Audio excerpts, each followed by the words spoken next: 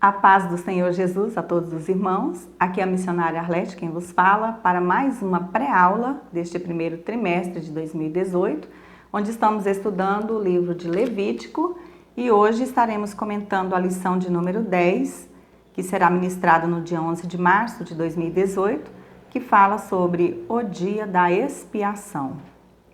Antes de começarmos a comentar a lição de hoje, eu quero fazer uma oração para que o Senhor venha nos abençoar. Senhor, nosso Deus, nosso Pai, eu te agradeço por mais esta oportunidade de estarmos aqui para esta pré-aula. Senhor, eu te peço que tu abençoe a tua igreja em todo este Brasil. Abençoe a cada professor da IBD que está nos ouvindo neste momento. A cada professor que está buscando o subsídio, que está estudando a tua palavra para ser ministrada nas suas igrejas. Pai, ilumina a cada um de nós. Dá-nos a revelação do teu Espírito Santo, em nome de Jesus. Amém.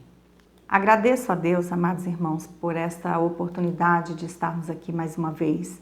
E de coração quero agradecer a você que tem nos acompanhado, que tem nos assistido, que tem deixado o seu comentário, o seu like. A você que se inscreveu no nosso canal, muito obrigado. Isso nos motiva a continuarmos este trabalho. Sua participação é realmente muito importante. Bem, amados, o texto áudio de hoje cita na nossa revista o livro de Levítico, capítulo de número 16 e o versículo de número 3. E diz assim: Com isto Arão entrará no santuário, com um novilho para a expiação do pecado e um carneiro para holocausto. Nós já vimos em lições anteriores que a palavra expiação significa sacrifícios para arrependimento de pecados. E o dia da expiação era uma festa solene em Israel, o maior de todos os dias do calendário judaico, no qual os israelitas celebravam o 10º dia do 7º mês, que corresponde ao período entre meados de setembro e meados de outubro no nosso calendário. Durante esse dia, o povo era reunido à porta da tenda da congregação e observava um estrito jejum. Os detalhes dessa cerimônia são narrados no livro de Levítico, em todo o capítulo de número 16, e tipificavam, no futuro, um sumo sacerdote definitivo e perfeito, Cordeiro sacrificial, Jesus Cristo.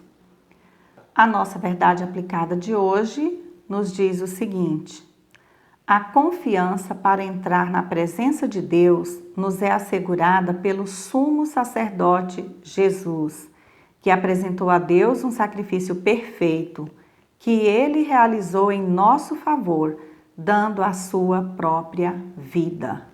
O dia da expiação apontava para o grande dia em que Cristo, com seu próprio sangue, ofereceria o sacrifício perfeito e eficaz, suficiente para de uma vez por todas tirar, limpar e purificar totalmente o pecador. O texto de referência de hoje encontra-se em Levítico, capítulo de número 16, os versículos 16, 17 e 18. Assim diz a palavra do Senhor. Assim fará expiação pelo santuário por causa das imundícias dos filhos de Israel e das suas transgressões, segundo todos os seus pecados. E assim fará para a tenda da congregação, que mora com eles no meio das suas imundícias. E nenhum homem estará na tenda da congregação, quando ele entrar a fazer propiciação no santuário, até que ele saia. Assim fará expiação por si mesmo e pela sua casa e por toda a congregação de Israel. Então sairá ao altar que está perante o Senhor e fará expiação por ele, e tomará do sangue do novilho e do sangue do bode e o porá sobre as pontas do altar ao redor. A introdução da lição de hoje fala que o dia da expiação, em hebraico Yom Kippur, era considerado o maior de todos os dias do calendário judaico, sendo a mais importante das 7 festas do Senhor, chamado também de Sábado dos Sábados. Era o dia do perdão. Esse dia era o mais importante em todo o ministério dos sacrifícios. Era o único dia do ano em que o sumo sacerdote podia entrar no Santo dos Santos para reconciliar a si mesmo e ao povo com Deus. Naquele tempo, o homem que desobedecesse às regras do dia da expiação, não observando o estrito descanso do dia e nem se afligindo mediante o jejum e outras atividades religiosas, seria exterminado do meio do povo, conforme Levítico capítulo 23, 27 e 29. Esse era um dia de jejum e não de festejos. Era um dia de tristeza pela condição de pecador diante de um Deus tão santo e maravilhoso. Era um dia de arrependimento, de desvencilhar-se dos pecados antigos e buscar o perdão de Deus e de tomar novas atitudes perante o Senhor. Instituído por Deus, os sacrifícios de animais eram a única forma de aplacar a ira divina contra o pecado e aproximar o homem do seu Criador. Entretanto, tais sacrifícios demonstraram ser ineficazes, porque apenas aplacavam temporariamente a ira de Deus, mas não removiam o pecado. Eles tinham que ser continuamente repetidos. Desta forma, havia necessidade de um sacrifício único e perfeito que propiciasse aos homens a certeza da reconciliação com Deus.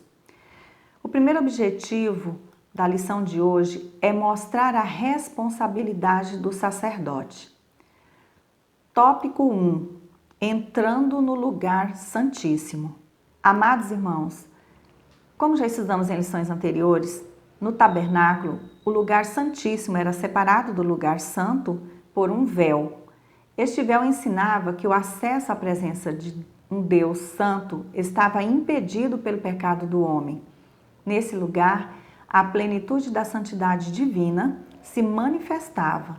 Nele havia a arca onde eram depositadas as 2 tábuas da lei, que falavam da justiça de Deus, uma porção do maná e a vara ou bordão de Arão, que floresceu.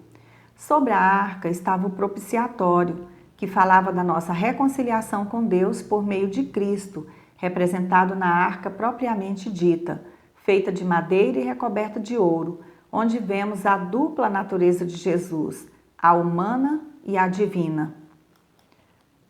Aqui na nossa revista diz que no dia da expiação e seus sacrifícios, temos o passo a passo de como Deus alcança a igreja, Israel e, por fim, as nações na eternidade. Todo o ritual do dia da expiação tipificava o sacrifício supremo feito por Jesus Cristo, o Filho de Deus lá na cruz do Calvário. Subtópico 1.1. A ordem de Deus para Arão. Gostaria de ler com vocês na Bíblia Sagrada, Levítico capítulo de número 16 e o versículo de número 2, que diz o seguinte: Então disse o Senhor a Moisés: Dize a Arão, teu irmão, que não entre no santuário em todo o tempo, para dentro do véu, diante do propiciatório que está sobre a arca, para que não morra, porque aparecerei na nuvem sobre o propiciatório.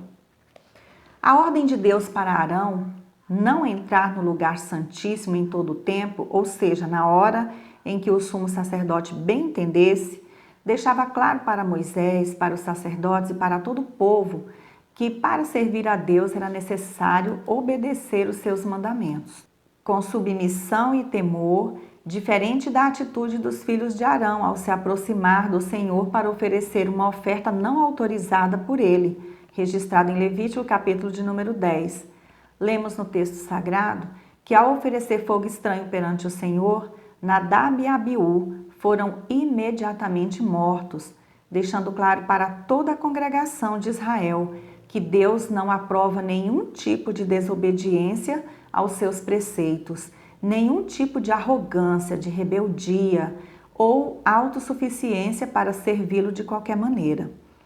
Através de um ato de desobediência daqueles jovens sacerdotes, o que deveria ser uma bênção na vida deles se transformou em maldição, enquanto que ministrar no santuário segundo a vontade de Deus era a garantia de vida e perdão.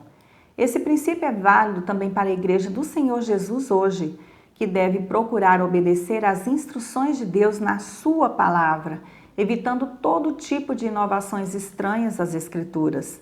No comentário da revista do professor, diz que essas inovações são uma verdadeira afronta aos mandamentos divinos e apenas atraem grandes multidões.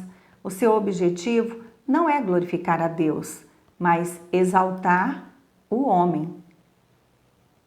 Aqui, professor, você pode citar na sua aula vários tipos de inovações absurdas que você tem presenciado ou tem visto na mídia.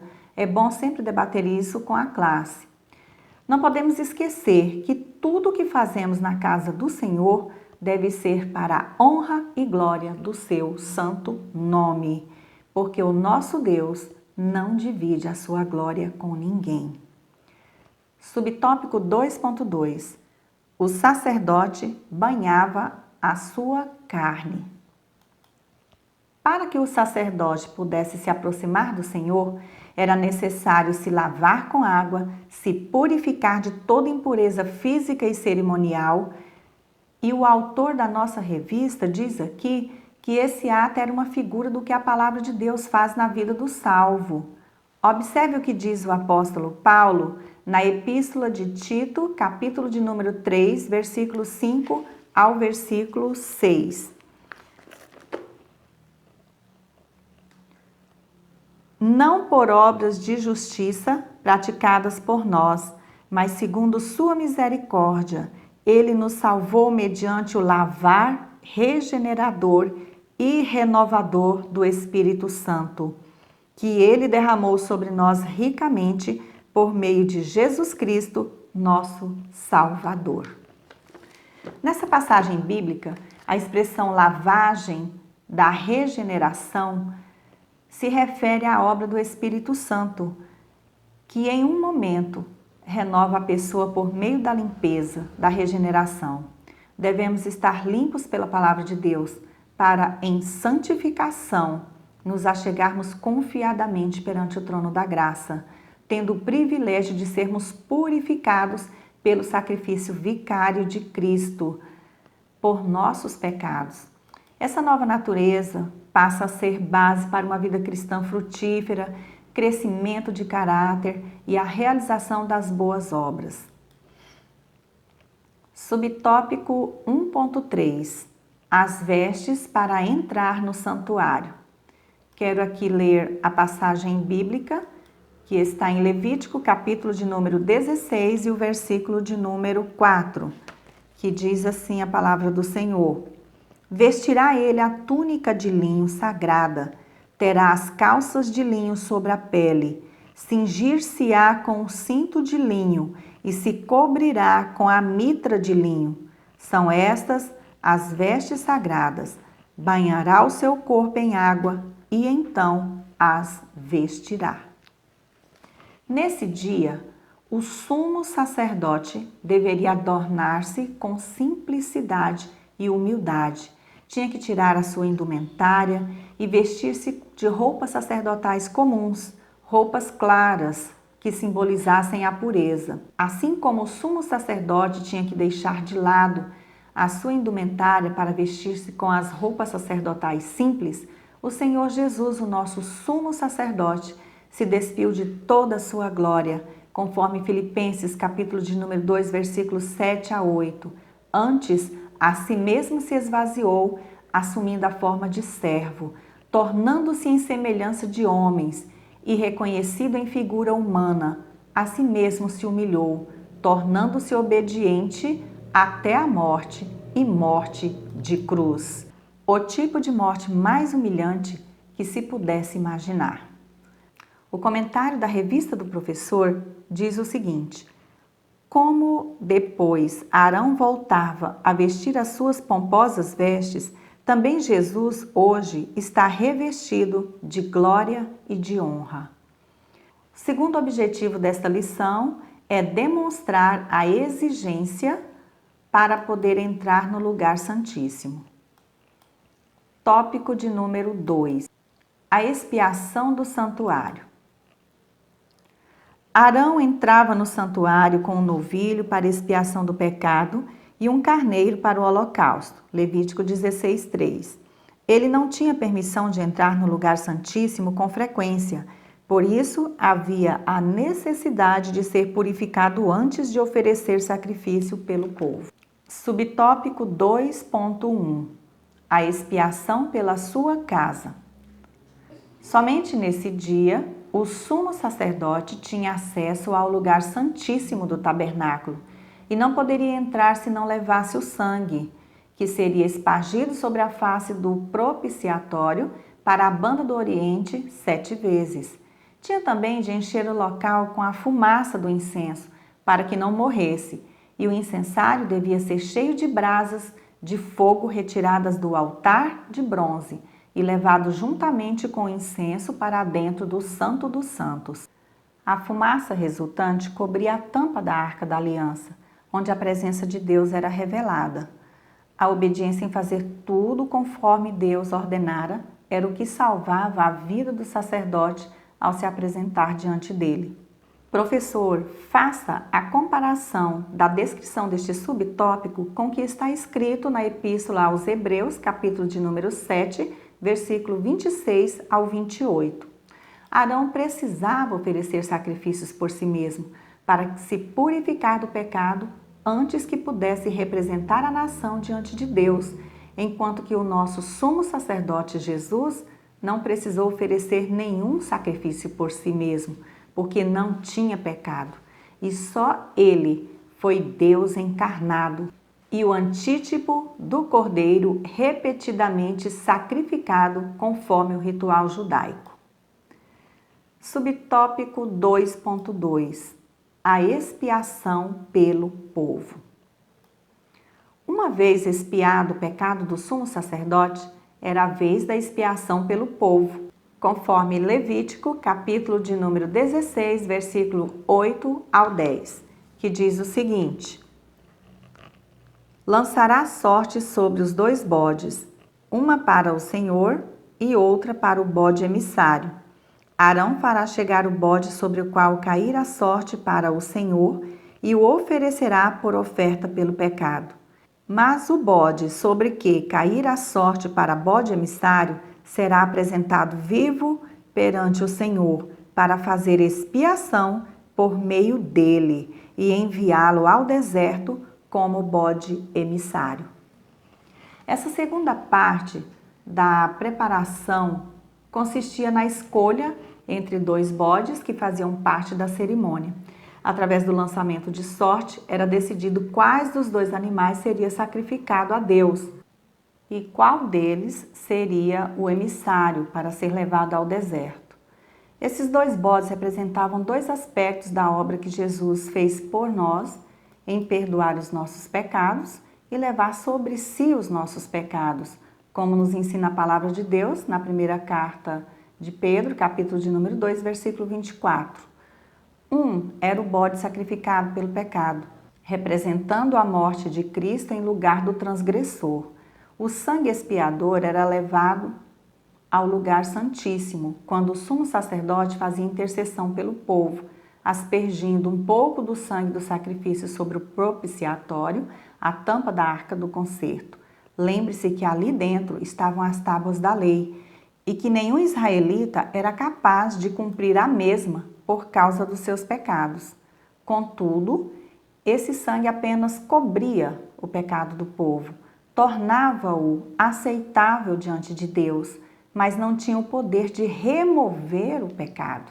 Somente o sacrifício de Cristo teria o poder de tirar todo o pecado, satisfaria todos os requisitos necessários para a restauração da comunhão de Deus com o homem, conforme Hebreus capítulo de número 10, versículos 8 ao 10. Quanto ao outro bode que era mantido vivo, era chamado de bode emissário. O animal não era culpado dos pecados que carregava, mas era enviado para longe, permitindo que os ofensores se sentissem perdoados por suas ofensas. Uma figura da obra de Cristo, que carregou os nossos pecados, morrendo fora da cidade, fora do acampamento, removendo para longe as nossas iniquidades, para que não sejam mais lembradas por Deus. Hebreus capítulo 8, versículo de número 12. Jesus Cristo não foi apenas o perfeito sumo sacerdote, ele também foi o sacrifício perfeito. Quero aqui chamar a sua atenção para essa parte do ritual, onde alguns interpretam erroneamente que esse segundo bode representava Satanás. Em todo o Antigo Testamento, a palavra Azazel é utilizada apenas 3 vezes em relação ao Yom Kippur e ao bode que levava o pecado de Israel para o deserto, e nunca com relação a Satanás ou aos demônios. Provavelmente, esse equívoco com respeito ao significado da palavra tem a origem na ideia de que o bode sobre cuja cabeça eram postos os pecados de Israel deveria levá-los de volta à origem do pecado, a Satanás. Essa interpretação não tem base bíblica, pois ambos os bodes são descritos em Levítico como uma oferta para o Senhor. Também através das raízes linguísticas, não há como relacionar Azazel com Satanás. É mais lógico que se trate da combinação das palavras hebraicas para bode e partir. Na Bíblia judaica completa, os versículos 9 ao 10 de Levítico 16 diz o seguinte: Aaron apresentará o bode cuja sorte caiu para Adonai e o oferecerá como oferta pelo pecado. O bode cuja sorte caiu para Azazel, porém, será apresentado vivo para Adonai e será usado para fazer expiação e será enviado ao deserto para Azazel. Aqui não se trata de um sacrifício oferecido a Azazel, pois o bode era enviado vivo ao deserto e em hipótese alguma o Senhor permitiria que algo fosse oferecido em sacrifício a Satanás. Um paralelismo com Azazel é encontrado no procedimento cerimonial por um leproso que fosse curado, descrito em Levítico 14, de 1 a 9. Nele eram necessárias 2 aves limpas, como estudamos na lição anterior. Uma era imolada e a outra molhada no sangue da ave morta e solta no campo aberto, o que simbolizava o desaparecimento completo da terrível doença. As 2 aves eram igualmente consideradas como um sacrifício. Esse entendimento do significado do termo Azazel permite que reconheçamos de forma simbólica a obra de Jesus no bode emissário, como proclamou João Batista: Eis o Cordeiro de Deus que tira o pecado do mundo. João capítulo 1, versículo de número 29. Assim como simbolicamente o bode levava os pecados do povo para bem longe, o Senhor Jesus levou sobre si os nossos pecados, as nossas transgressões.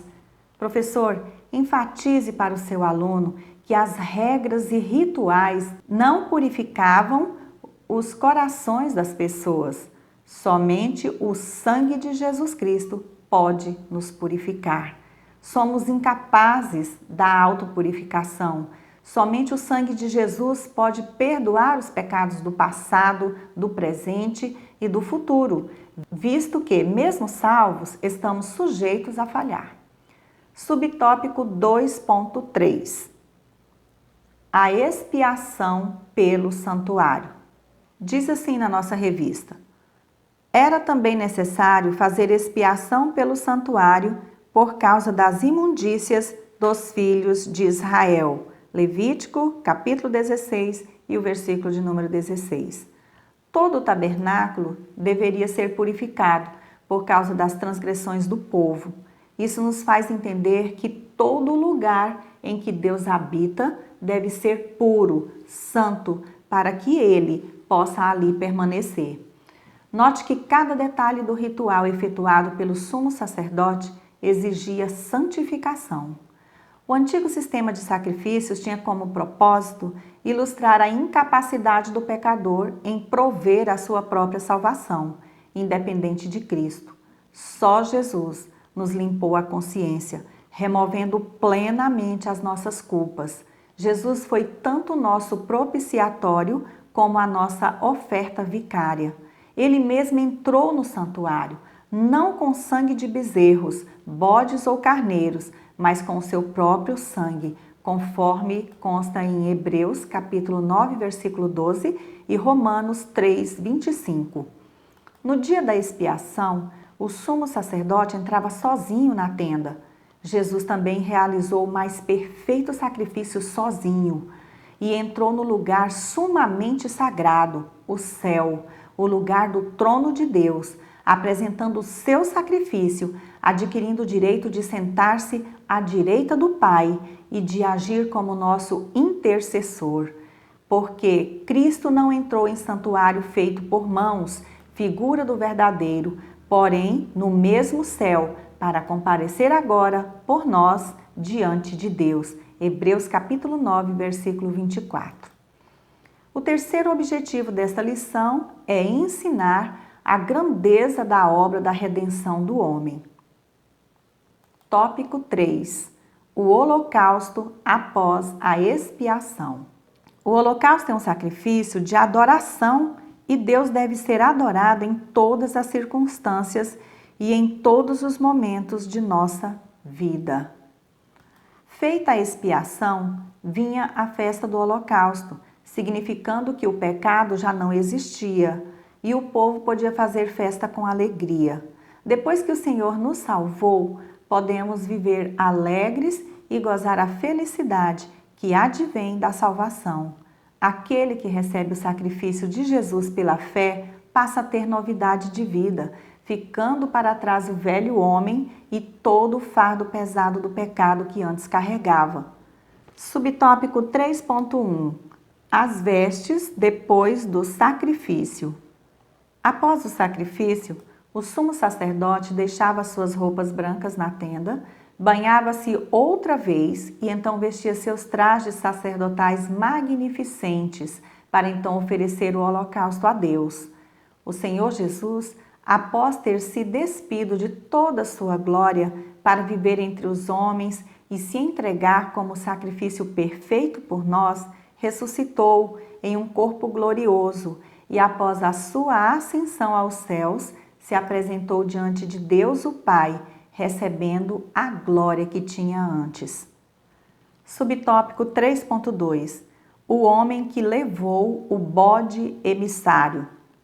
Esse bode se tornava cerimonialmente impuro por causa dos pecados. Era necessário que a pessoa que o conduzisse ao deserto, ao voltar, lavasse suas vestes e banhasse a sua carne para se purificar, porque tivera contato com o bode impuro. Só então poderia entrar novamente no arraial. Hoje, para permanecermos na igreja do Senhor Jesus, temos que nos purificar pela palavra de Deus. Essa palavra nos alimenta espiritualmente, nos ilumina e direciona pelo caminho da verdade, dando-nos discernimento entre o certo e o errado. Subtópico 3.3. Um estatuto perpétuo. A palavra traduzida do hebraico como perpétuo significa até o fim da era. A morte de Cristo, o sacrifício efetivo e permanente, contrastando com os sacrifícios do dia da expiação, que tinham de ser repetidos todos os anos, trouxe o fim de uma era e o início de outra. Hoje, a obra de Cristo tem para o cristão este caráter de ser uma obra perpétua, válida para todo sempre. E para concluir, hoje, além da quitação da nossa dívida, o sacrifício de Cristo trouxe-nos outro grande benefício, propiciou-nos a provisão de um novo conserto, que nos propicia um novo e melhor relacionamento com Deus. Temos agora uma nova maneira de acesso à presença de Deus e a necessidade de uma mudança de atitude da nossa parte para com o próprio Deus. Na antiga aliança, o sacerdote sempre entrava no Santo dos Santos, temeroso quanto à aceitação ou não do seu sacrifício, pelo que demonstrava pressa em retirar-se dali. Nós, pelo contrário, podemos entrar à presença de Deus com plena confiança, por causa do mérito do sangue de Jesus. Os sacrifícios repetidos no Antigo Testamento serviam para mostrar que a vida dos animais era insuficiente para satisfazer a justiça de Deus. Para nós, os elementos memoriais são o pão e o vinho. Que mensagem diferente está contida hoje na celebração da ceia? Já não requer sangue. Jesus ofereceu para sempre um único sacrifício pelos pecados. A obra da redenção está completa. Por meio do sangue de Cristo, fomos definitivamente libertos. Leve essas boas novas de salvação aos cativos, a todos aqueles que ainda não têm a Jesus como seu único e suficiente Salvador. Dica valiosa. Professor, essas lições são valiosíssimas para o nosso crescimento espiritual. Organize sempre os subsídios para as suas aulas de forma que tenha tempo suficiente para comentar todos os tópicos da lição. Muitos professores não conseguem administrar bem o tempo e terminam a aula sem passar todo o conteúdo para a classe. Sempre permita a participação dos alunos. Quero lembrá-lo que no nosso blog revistaebd.com disponibilizamos subsídios em slides de cada lição, vídeos com os 3 hinos sugeridos na semana e comentários. Que Deus em Cristo Jesus continue nos abençoando e abençoe a sua aula. Continue conosco, nos ajudando nessa obra. Conto com as vossas orações pelo nosso trabalho no Senhor. Se você gostou desta pré-aula, inscreva-se no nosso canal, deixe o seu comentário, o seu like para contribuir com este trabalho. Fique na graça e na paz do nosso Senhor e Salvador Jesus Cristo e até a nossa próxima pré-aula, se Deus assim nos permitir.